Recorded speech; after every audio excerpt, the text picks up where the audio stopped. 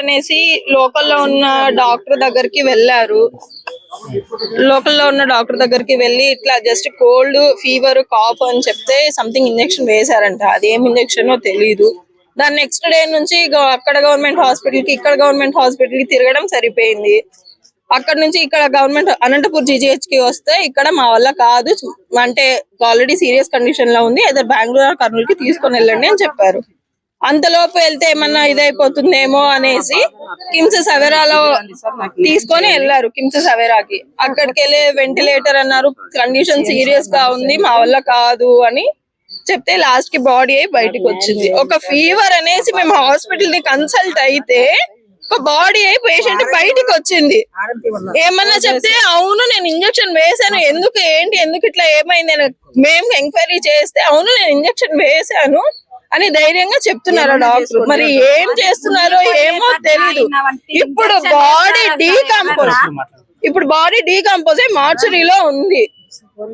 దీని తర్వాత మా పాప వాళ్ళ కూతురు జస్ట్ ఇంటర్ ఫస్ట్ ఇయర్, తనకి తెలియదు వాళ్ళ మదర్ ఎక్స్పైర్ అయినట్టు. ఈ రోజు మార్నింగ్ విజయవాడ నుంచి వచ్చింది, అమ్మ కావాలి అని అడుగుతుంది. ఇప్పుడు తనేంటి, వాళ్ళ మదర్ లేని వాళ్ళ హౌస్ పరిస్థితి ఏంటి, వాళ్ళ పిల్లల ఫ్యూచర్ ఏంటి, ఫ్యామిలీని ఎవరు రన్ చేస్తారు, ఇవన్నీ మేము ఎవరికి చెప్పాలి? మాకు న్యాయం ఎలా జరుగుతుంది? ఇప్పుడు ఈ రోజు ఒకరు అయిపోయారు, రేపు ఇంకొకరు ఇలానే చనిపోతే ఎవరు ఇది చేస్తారు? పర్సన్ ని తీసుకొని లారేరు. ఇప్పుడు వీళ్ళ ఫ్యూచర్ కి న్యాయం చేయండి. So I'm also doctor. అక్కడ ఆయన ఎవరు ఏంటి, ఆయన మెడికల్ ప్రాక్టీషనరో లేదంటే ఎలా రన్ చేస్తున్నారో ఇది మాకు తెలియదు. ఇలాంటివి చాలా జరుగుతున్నాయి, అందరికి తెలుసు.